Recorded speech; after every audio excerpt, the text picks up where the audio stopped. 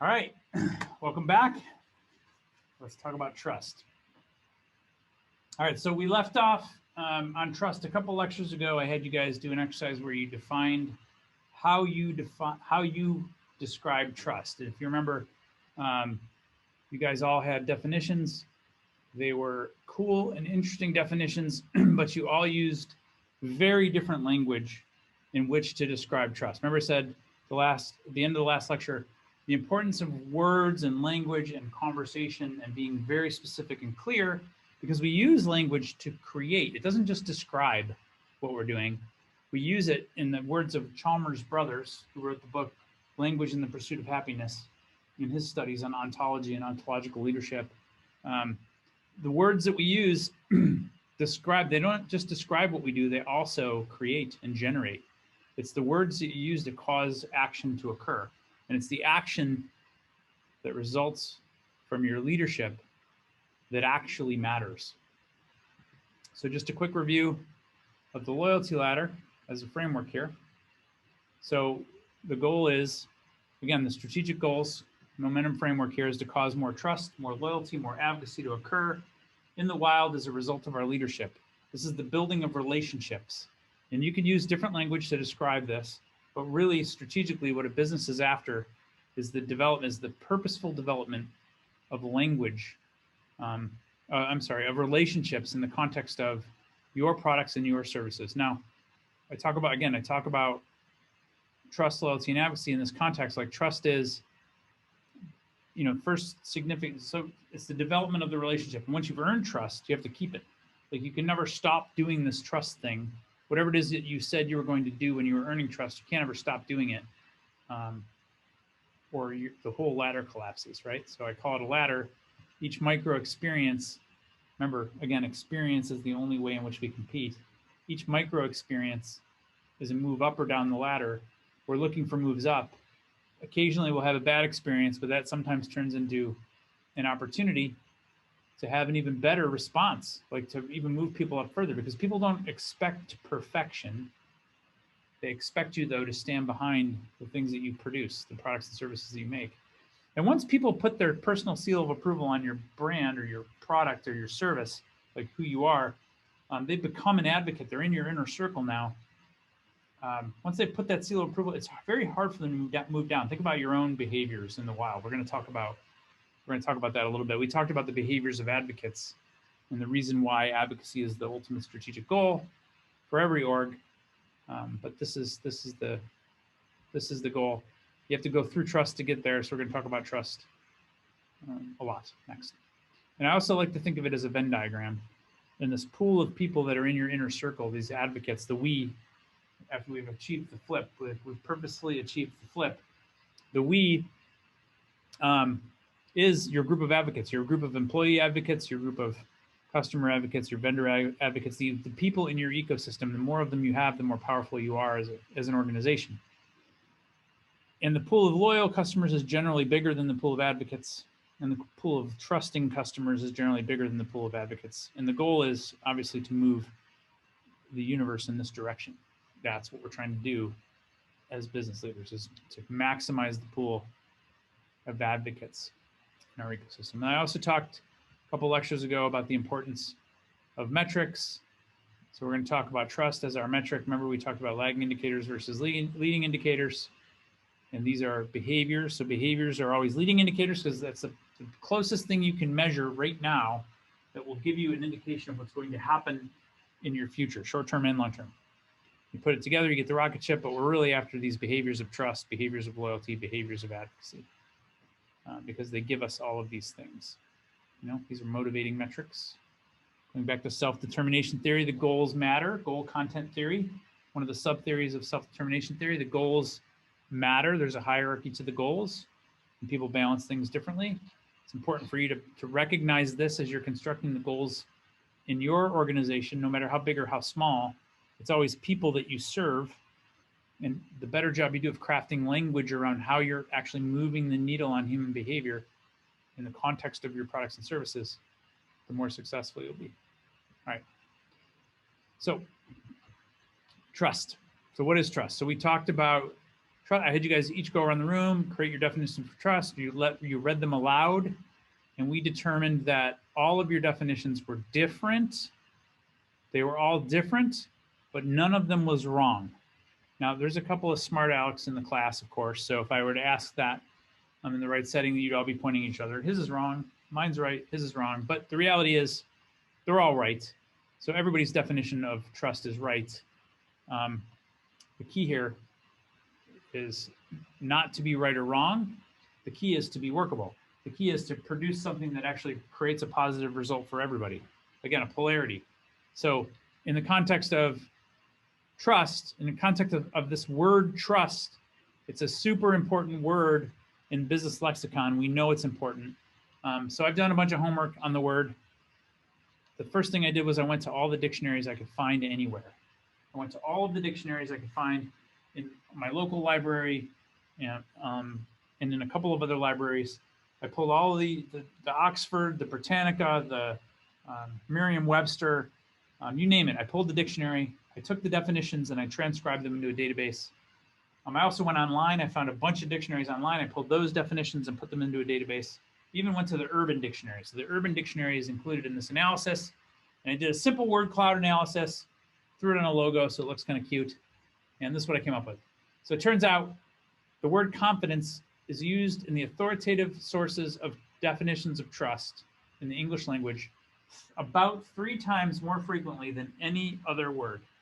So the word trust is used 3 times more frequently, or I'm sorry, the word confidence is used to describe trust 3 times more frequently than any other word. All right, now I've also been speaking on a speaking circuit called Vistage in YPO and a couple of other places for years. I've been talking to senior leaders across America, mostly CEOs, and I've been asking them to give me their definitions similar to what you guys did.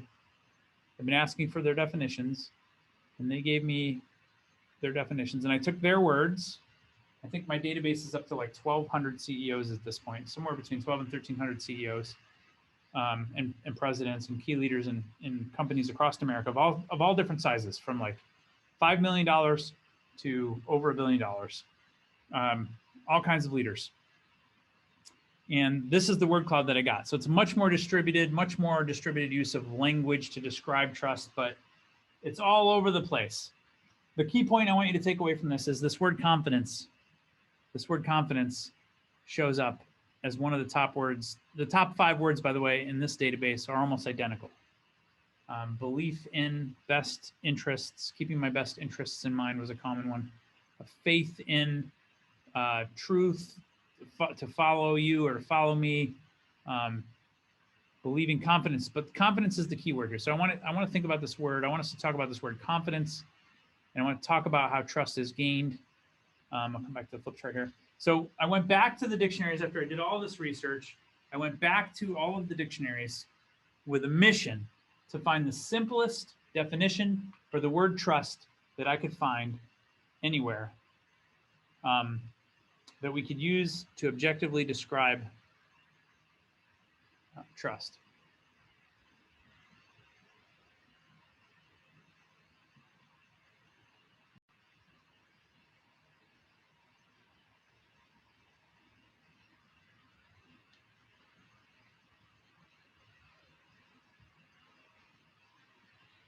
All right, so to objectively describe trust, I went back to the dictionaries and I looked for the simplest definition I could find, and I found it in Merriam-Webster, and it's the simplest definition that uses the word confidence. So it was important to me to find the simplest definition that uses the word confidence. And what I found was Merriam-Webster second definition online dictionary. So merriam-webster.com. Second definition is one in which confidence is placed. So think about this. Confidence is placed. It's a simple definition, very few words, easy to remember. We can actually create a mantra around it. Hey, do they have confidence in us? Do they have confidence in us? Tell a story about confidence and how we earn confidence through trust. Like, this is how we build culture, by taking this word, turning it into something that we value, a belief that we have that trust is important, creating some mantras like, hey, do they have confidence in us? And then coming up with stories about how we earn confidence with heroes and villains that we can bake into the culture over time. So one in which confidence is placed, confidence being the key operating word. We can all objectively talk about that word. The problem with your definitions for trust that work, by the way, for you, they're valuable for you. But the problem with all of your personal definitions for trust, like my own personal definition for trust, okay? The problem with it is that it's incredibly subjective. And it's only measurable, if it's subjective, it's only measurable to us.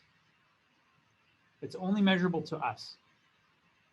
It's hard for us to run a business on things that are only measurable to us. So if we're trying to run an organization or lead an organization, we have to come up with some objective way to talk about these things that are important if we care about measuring them. So if we care about measuring them. And I'm telling you, you can measure trust. You can make it a measurable thing, but you have to be purposeful about it. And you have to be cognizant of this fact that the people that work with you and work on your teams that you serve, that work for you, they have a different definition of trust than you do. This is important for you to acknowledge, to recognize, and to work around. So what can you do next? All right, so now you've got this definition, which is somewhat objective, confidence. You can dissect the word confidence. What does it mean that someone has confidence in you? What does this mean? All right, and then how would you measure? How would you measure it?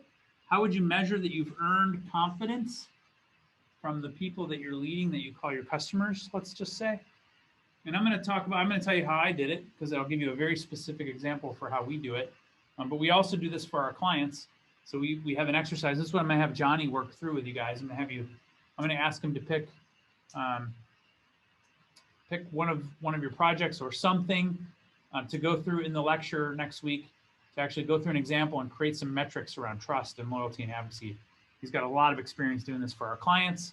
So I'm going to show you how we do it at ITX, and then hopefully that'll be some valuable time that you get to spend with John next week on Monday for an hour, hour and a half, however long the lecture takes. Should be fun.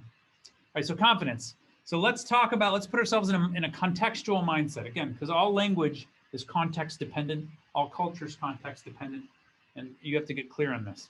So let's go back to our core customer. In ITX, we call that Harold. Remember Harold?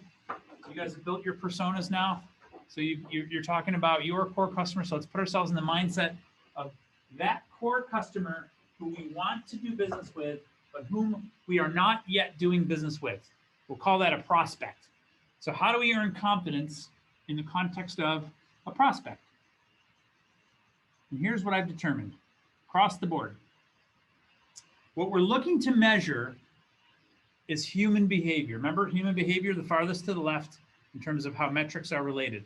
Remember the rocket ship, trust, loyalty, advocacy. So we want the behaviors that indicate someone has some trust in us. They have confidence in our abilities, our capabilities, and the fact that we care about them. Because remember, 2 dimensions, caring and influence.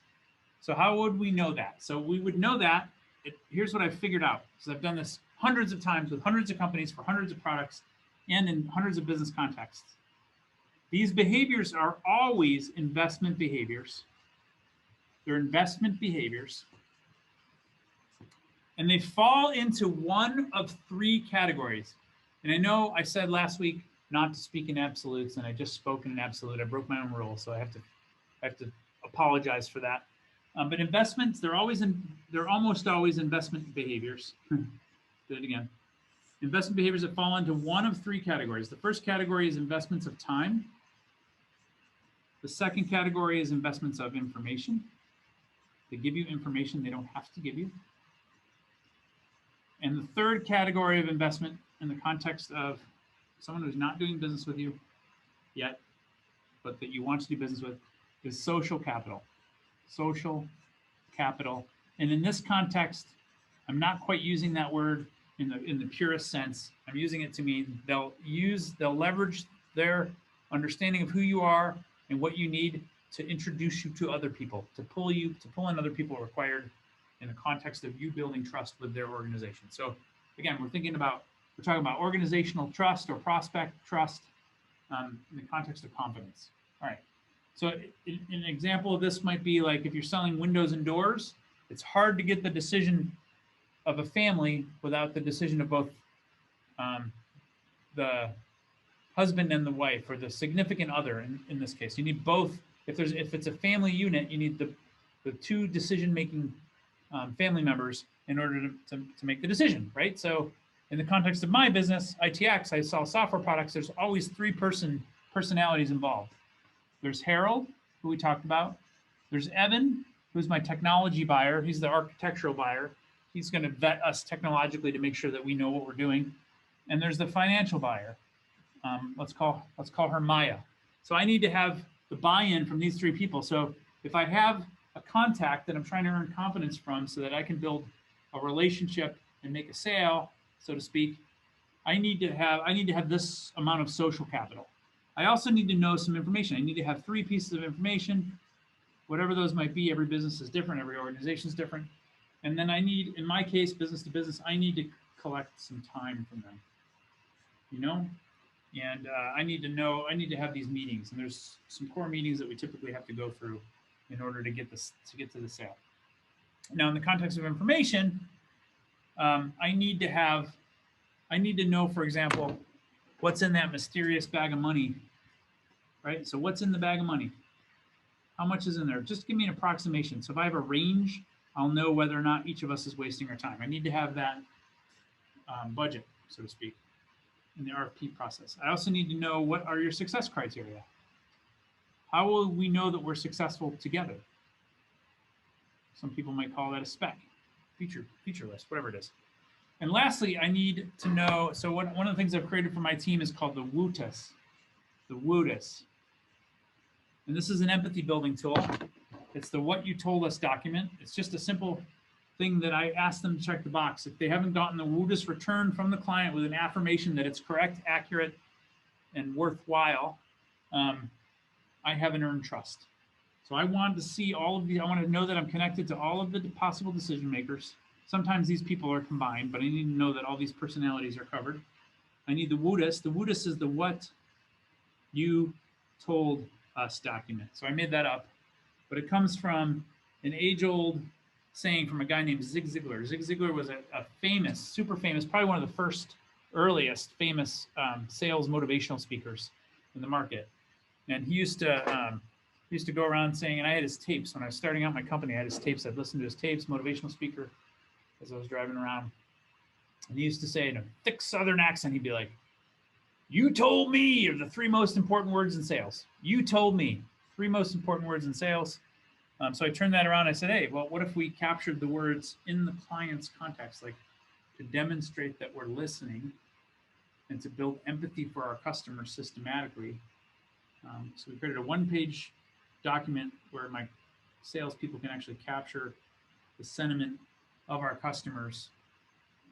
Anyway, the point is, I'm looking for these very specific behaviors, and if I don't have these 9 behaviors, I can't say definitively that this person has confidence in us. And if I can't say he or she has confidence in us in all these contexts, for all these people, I haven't earned trust yet.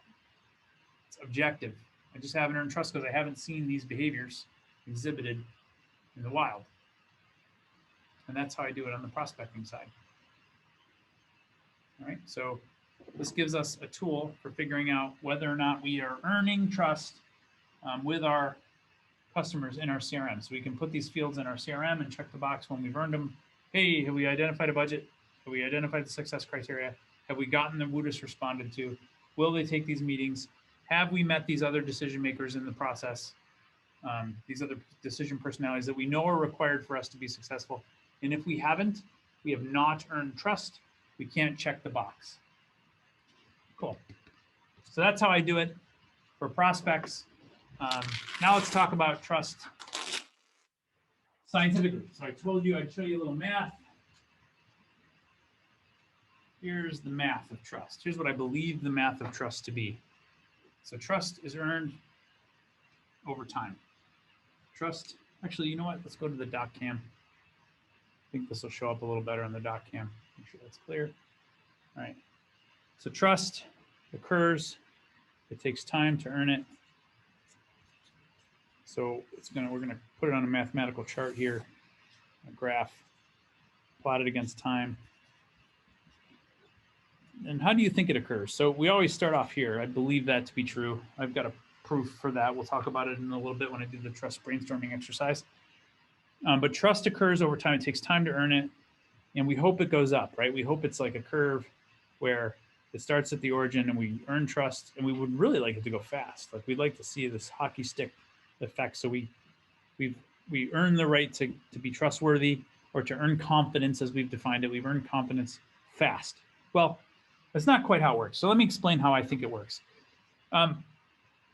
There's a couple different ways a customer in any given context for any of the companies that you've chosen, Dungeons and Dragons, Wegmans, the carbon monoxide sensor, all the companies that you've decided that you're going to analyze here in the case of the project or the team, the teamwork for the course.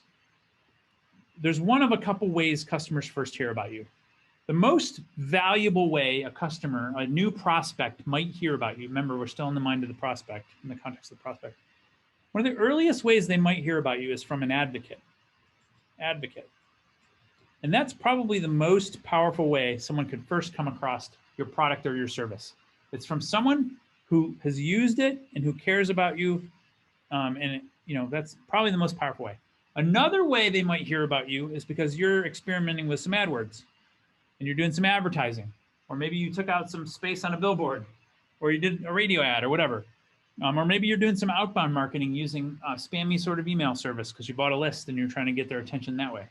But it's always more valuable to hear about a company from an advocate than it is from an ad, right? Hard to disagree with that. And what happens after, you have to ask yourself, does trust go up after that? Does it keep going up automatically? Or does it start going down? It starts to decline automatically. What likely happens is neither of those things. Let's call this experience 0. Like they heard about you. That's an experience that they had, not that you had. That's an experience that they had. They heard about you through some channel, and what happens is after they heard about you, trust doesn't go up or down. It stays flat until another experience occurs. And it's dependent on these experiences occurring. Trust is not earned. It doesn't go up or down unless there's an experience that occurs for your customer. This is a proof. This is a math proof for why experience is so important to the customer relationship, to your strategy. It's crucial to your strategy. Okay. Now, what happens in the next experience, hopefully, is positive. Because if it's not, as Daniel Kahneman taught us in Thinking Fast and Slow in his work in behavioral economics, is that as human beings, we tend to value loss more than we value gain. So you're going to have about approximately a 2x decline, especially earlier in the relationship, is a more powerful. There's a more powerful impact of this. Then you will have an improvement. So if they have a good experience, it's good. If they have a bad experience, it's usually worse. That's Daniel Kahneman. So we hope the next experience is good, and then nothing happens until what? Another experience occurs. And we hope that it looks something like this, and we have some sort of like improvement every time they have an experience with us. It's never quite the way it works exactly, but that's what we hope for. And at some point they cross the threshold, and we can say definitively, because we've got these 9 items, at least in the context of ITX, they've taken these meetings, they've given us this information, this budget, they've given us the WUDIS, and we've connected with these other people. So we're going to say, yes, check the box. They trust us. They've crossed the trust threshold. It's a magical time. Everybody's happy. Now we have an opportunity for a sale. We have an opportunity for a sale. There might be other things involved in the sale, but at least we've gotten over this trust behavioral metric. And the goal of any good sales leader in this context is to condense the amount of time it takes to get to the trust threshold. That's the goal.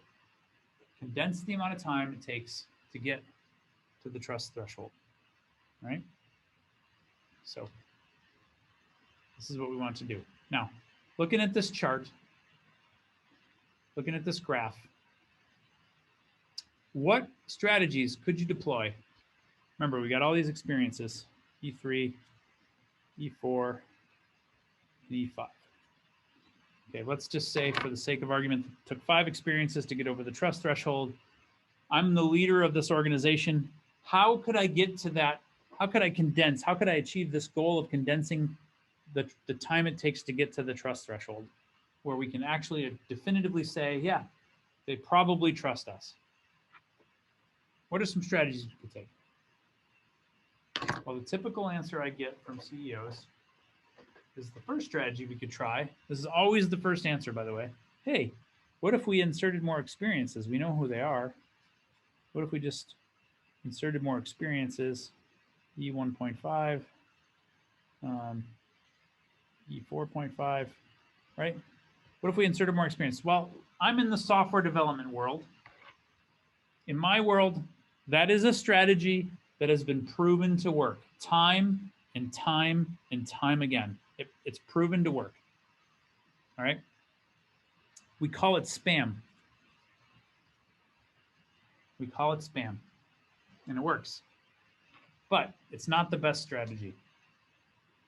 It's not the best strategy. In fact, in my opinion, in my humble opinion, we already proved what the best strategy is when we talked about an ad as the first experience versus an advocate as the first experience.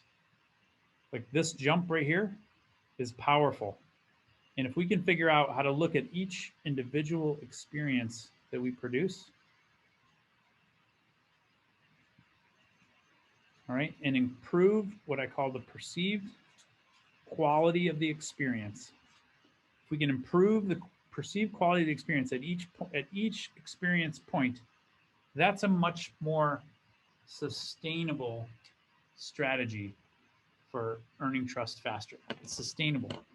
All right, so if you remember, I'm going to go all the way back to day 1, class number 1, and I'm going to pull up this chart here where we talked about manipulation versus inspiration. You guys remember this? Manipulation versus inspiration. There's a little simpler chart, less things going on. When you use manipulation tactics, they work.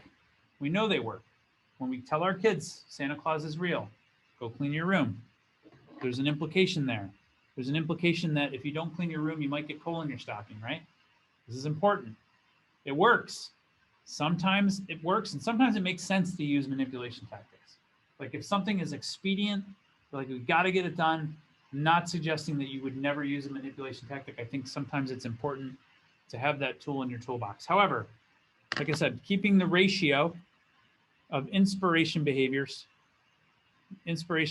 up here, keeping the ratio of inspiration behaviors to manipulation behaviors very, very high is the key to sustainable good leadership. Does this make sense? All right. So we want to take this perceived quality of experience at every single stage and improve it, because this is called inspiration. You improve the experience and you get to inspire people systematically. You just use spam and iteration tactics with low quality, and these are manipulation tactics. And I'm not suggesting that you don't want to look at your customer journey and figure out how to expedite it or see if you can skip a step or make things easier for your customer. That's certainly a strategy, and it's an important thing to think about. But you're always better off instilling into your culture, this is my opinion anyway, you're always better off instilling into your culture this concept of the quality of the experience always trumps the quantity of the experiences that you produce. Quality trumps quantity. And this is important to think about because it will help you lead better. If you always focus on how can we improve the quality of the experience we're producing, not just for our customers, but also for our employees as we're leading, and for our vendors, and for all the human beings in our ecosystem. And it takes time, it takes energy, it's expensive, it's hard to focus on the quality of the experience across the board. But that's how you set up an environment that's sustainably inspiring, is to focus on the experience. All right? Now, there is probably and I have this in the chart here. Excuse me. There is probably an atrophy that occurs over time. So like if you have this early experience, even if it's positive, over time, it will atrophy. And it will look something like this. If you look at the chart up there on the corner, you're going to see this occur. So if you don't have another experience, you will see atrophy over time because they'll forget. It's like a forgetting curve. Oh yeah, I think I heard of those guys, but you know.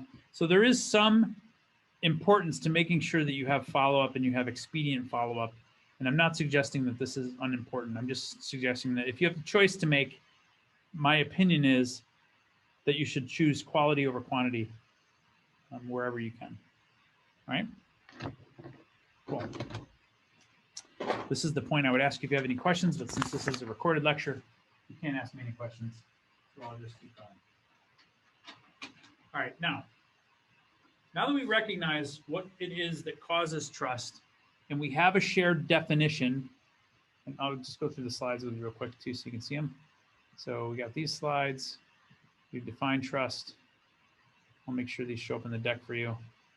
It's a step function. The key here is that it's a step function over time. We talked about Daniel Kahneman in his book, Thinking Fast and Slow.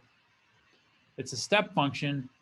And if you look at the area under the curve as you're earning this thing called trust, this area under the curve represents time and equity in the relationship. And you only earn, I mean, the best way to earn it is through, you only earn it through experience, that's for sure. And the best way to think about how am I going to make strategic decisions about where to spend our energy, I think you're better off, like I said, investing in raising the bar in the rise over the run. You know, invest in the rise over the run, and you'll earn trust faster. That's the opinion that I have, and that's the experience that I've had, you know, across the board. Okay, now trust. How can we now tactically go and earn more trust? And for this, I have another framework, another formula. There's a lot of things, there's like a lot of tactical things that you can go and do to earn trust faster. There's a lot. But I've found that there's 6 key things, 6 super powerful key ways that you can use to earn trust faster and more purposefully. And I've got a little framework. We'll go through it here with you one at a time. It looks like this. The first thing that we know we can do is we can stand on our credibility. This is common sense. This is why marketing teams spend so much energy building case studies and getting testimonials and having references and referrals, doing all the things that marketing people do to make us look bigger than we are. Like that's their job, right? Make us look bigger than we are. And we need to be reputable if we're going to stand on anything to earn any amount of trust. This is very hard in the beginning, in the startup phase of a company, because if you haven't done it yet, it's hard to build this base of reputation, which is why you need early beta testers and early customers. But you have to have a base of reputation. And there's a lot of things you can do here, by the way.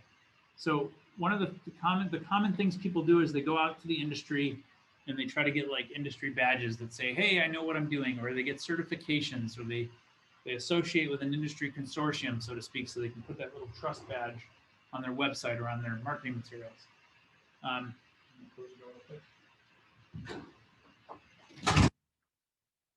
Coming in the office. All right, so reputation. But one of the most valuable things I've found in my world, for earning trust faster is having an advocacy program. So think about this. If you are actually measuring, your North Star metric was, hey, what percentage of our customers are advocates? Imagine if you could say 100% of my customers are advocates. 100%. Now, first of all, you'll never be able to say that unless you're actually measuring it, right? But if you could say it, it's probably one of the most powerful ways for you to kill that conversation. Like, I'm reputable. And here's how I do it. So I have a small company, well, it's small, 250 engineers, artists, whatever. But I have a handful of customers, some big, some small. But I can tell you this definitively. I've written a bunch of case studies. I've got a bunch of customers that brag about doing work with us and that we brag about doing. We won awards for the things that we do. I'm going to tell you a bunch of stories in the sales process. If I ever mention a customer, or if you see any customers on my website anywhere, or if you know we do business with somebody, I can find you an advocate in that customer rank to talk to 100% of the time. Now, this isn't the case today, but this is what I strive for. And this is what I tell my people that we're striving for. Like, this is the goal, the strategic goal of the organization. And having this really cool, powerful, well-defined North Star metric has an impact on the culture. It has an impact on the culture. And what I see is that great companies have a focus on these raving fans or these champions or these brand ambassadors or whatever it is. They have a way of talking about it. It's a pattern that I see. And you see it come out in the best of the best customers or the best of the best companies. Okay, so reputation. So finding ways to demonstrate that you're actually reputable. Have a testimonial program. Have a way to tell the stories with your best customers so that you can stand on your historical reputation from the historical work that you've done that earned you that reputation. All right, that's a common sense one. The next one, not so common sense, it's around this thing called commitment. Commitment, which I think plays very well into those leadership traits that we've been talking about for a couple lectures now. But here's a pattern that I see. I believe that the best leaders that I've seen make commitments and they keep them. And they create this cycle of making a commitment to keeping a commitment. And call it task completion, call it like setting a goal and meeting that goal. I don't know. It matters. It matters deeply. I'm going to give you a couple of thought experiments. Here's one. You go to a website, any website that you've gone to, you've all done this in the past, and they've got a little box in the upper right-hand corner that says, hey, give us your email address. We'll sign you up for our newsletter. All right, that sounds cool. I like the content. Sounds like you guys have something interesting to say. Plug your email address in. You click submit, and they pop up a little intermodal window, and it says, thank you for giving us your email address. We'll send you the newsletter next month. Boom. You're like, yeah, all right, get that? What if we simply changed the language? This is the power of language. I want you to think about this. When you consume this, and think about it. This is the power of language. This is the power that you have as a leader to impact the communities that you serve, the people that you serve as employees, and the people that you're going to serve as customers. Language, subtle changes. All right, here we go. What if instead of asking for your email address, when you put your cursor in the little box, a little intermodal drop down shows up that says, hey, if you give us your email address, we promise. Promise.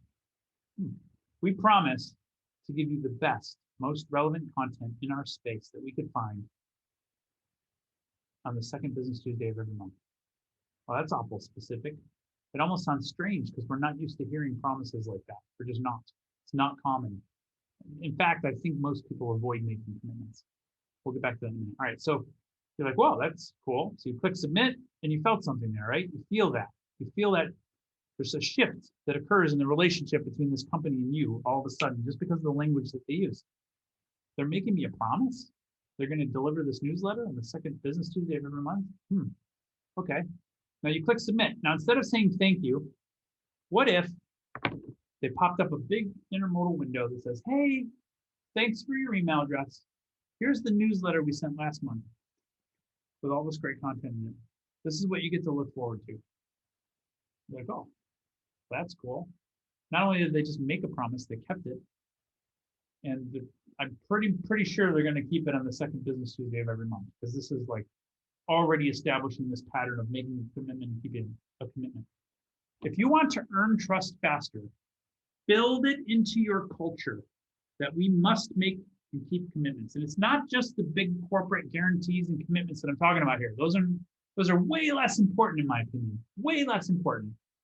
What's more important is to teach the people that are interacting with your customers every day how to make the micro promises that matter in the day-to-day work for your customers. Make promises, make commitments, and keep them. Make a promise, keep a promise. It's not that hard. All right, so one of the strategies here, so around commitments, is to use this checklist. So I've got the checklist. I'll include it in the deck for you. But it's almost like a process you can teach your people to follow at the micro level, so they make commitments. Use the language of commitment. So the rules are pretty simple. We've got it in a couple different formats here. Use the language of commitment, saying we promise to X or we commit to Y. Using this language maximizes the emotional impact, because these words have a powerful shared meaning, at least in the English language. They have context right out of the gate. Nobody hears those words. They don't hear them that frequently. So when you use them in the business context and you mean them, you have to mean them. When you use them in business context and you mean them, they have power. They actually cause a shift in how people feel. And to use Maya Angelou's quote, to overuse it, because I've already used it twice, what you say, what you do, right? Those are not as powerful as how you made someone feel. Words have the power to make people feel something. And that's what we're after. We're after eliciting this emotion of, oh, these guys are serious, they care about me. We're after building this feeling of caring and this feeling of competence. And when you're competent at something, you can confidently make a commitment, because you know the odds are very high that you're going to keep it. And traditionally, people in business, in my experience, not always, it's not definitive, but in business, people generally avoid making commitments because it's something, if they don't have to make a commitment, why would you make a commitment? It's like, why would I put my integrity on the line, my personal integrity, if I don't have to? So you have to teach your people to do this. And you have to also make sure, so the next rule is you have to make sure that the commitment is specific and as complete as possible. So by adding things like, hey, we'll get this to you by Tuesday, here's another thought experiment for you. Imagine you set up a meeting with a prospect in the B2B space. I don't know, whatever. You set up a meeting with a prospect and you have two choices. You can either just go to the meeting and, hey, we got this meeting scheduled, we'll show up, we'll present some things, and everything will be happy. We'll be happy and maybe you'll give us the deal. Or you could say, when you set the meeting up, I promise I'm going to come to that meeting with this analysis, this spreadsheet, this document. I'm going to be buttoned up. I'm going to have this stuff for you when I show up. Now, when you show up to the meeting, all you have to do is reinforce that you made this commitment and you're keeping the commitment. I promised you I'd have this, here it is. I promised you I'd have this, here it is. I promised you this third thing, but you know what? I don't have it ready. I tried, I've got part of it. Here's what I have ready, but I promise you I'll get it, by tomorrow or by the next meeting. Even if you miss the commitment, the fact that you made a commitment and you tried to keep it is like a valuable trust building tool. And if you can build this into your culture, you will be, no matter what business you're in, whether you're Wegmans or Walmart or trying to produce a new product in the market, in the technology space, it doesn't matter what business you're in. If you make commitments with the intent to keep them, and they're valuable commitments to your customer, that's the other rule. They have to be valuable to your customer. If they're not valuable to your customer, it's not really much of a worthwhile commitment. So verify that the commitment's valuable to your customer. You have to keep it or intend to keep it, or clean up the mess when you don't, and that's going to happen. Think about this concept of commitments. Like if you're playing a big enough game, you're not going to be able to keep all the commitments that you make. It's just not possible because you're not stretching. If you only make commitments you could always keep, you're not playing a big enough game and you're not stretching your people. So my theory there is teach the people to make commitments that they intend to keep, but they're not always sure how they're going to. And then teach them to always clean up 100% of the time, clean up the mess when you can't keep the commitment fully and do your best. People respect that. People will trust that. You'll build trust faster. That's commitment. The next one's consistency. And yeah, in terms of consistency, like things like this is why we have brands and this is why we use symbols. Like consistency matters. You know it matters in terms of look and feel. I think of that website for Snuggies years ago. I remember the Snuggie. They had an awesome marketing campaign, internet campaign. You hear about this awesome product. This is some cool images and videos. You click on the link to go buy it, and it's a completely different experience. Like it's on some Shopify site that has been hacked together, and it doesn't look right. And you feel that, like you feel this drop in trust, like you feel it. So language, look and feel, this is important stuff. I think, in my opinion, language is even more important, which is why I did this and I shared this with you in the context of the growth mindset. But a secondary benefit to using a language tool like this is the specificity with which words get used. So yes, I've used this. I created this chart with two intentions. One is to demonstrate and to use language as a tool to instill the growth mindset versus the fixed mindset. And we talked about this in an earlier lecture. But the second reason behind this tool is to have specificity around how I want these words being used and how I want them being used and how I don't want them being used. I want them being used. I don't want them being used, with specific examples for each of the terms on the list. People hang this up in the cube, right? So this is the act of causing more empathy to occur and being more competent in what we do. So I've got my marketing people, my sales people, my engineers that are delivering our products and services, my support people, all using these words and phrases in the same way. Consistency builds trust faster. When you get your customers using the same words that you're using, boom, you're on your way to advocacy. The next one on the list is the concept of transparency. Transparency. This is a common sense one. Transparency.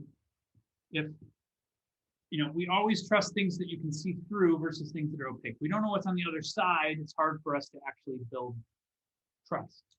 But if we know, if we can see it, and this is where I think a lot of companies get into trouble in that they kind of hide their secret sauce, or they pretend that they know something that the customer doesn't. And the reality is, you will be more valuable. The more transparency you can put into your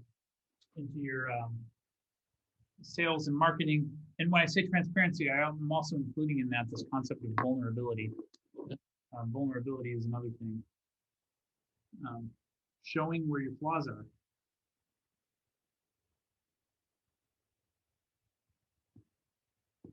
This is Brene Brown's work. Brene Brown has shown that vulnerability breeds trust. Perfection and appearing to be perfect, like we spend a ton of money on our marketing to make ourselves look so perfect, when the reality is imperfection with integrity is way more valuable than perfection.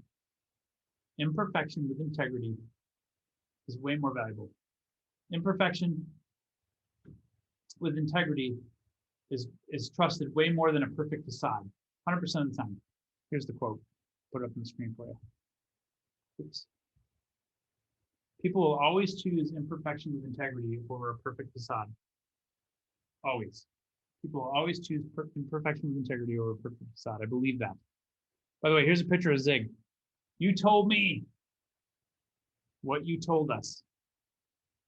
All right, coming back. Now, here's a thought experiment for you on vulnerability to prove my point. I've been doing this exercise with CEOs again across America, and I ask them two questions. I ask one of the CEOs in the room, "What's your favorite kind of food?" Favorite kind of food, and I'll get an answer like lasagna or Mexican food or tacos or something like that. And then I'll ask someone else in the room, "What's the most exotic place you've ever been to?" And they'll say Machu Picchu, Peru. All right, so you're in Cusco, in the mountains in the Andes in Peru, and you have to have lasagna. What are you going to do? How are you going to find it? And the answer is most often Google or Yelp, right? So you're going to pull up your app and you're going to be like, "Hey, where can I find some lasagna? I have to have lasagna. I'm hankering for some lasagna, and I'm in Cusco, up in the Andes." And you'll find some. There's a couple of Italian restaurants in Cusco, maybe. You find some. There's a couple. The first one that shows up on the list in Google has 5 reviews, and it's 5 stars. So 5-star review, 5 people have reviewed it. What do you think to yourself? Most likely, what you thought to yourself was, the chef, his mother, the head waiter, his dog, and his cousin probably reviewed the place. We don't trust perfection. We simply don't trust perfection, right? The next one down, 4.6 stars, 150 people have reviewed it, equidistant, all other things being equal. Where are you going to go? You're going to go to the 4.6 star restaurant because it's a pretty darn good rating. And we all know that you cannot possibly please every person who comes to your restaurant.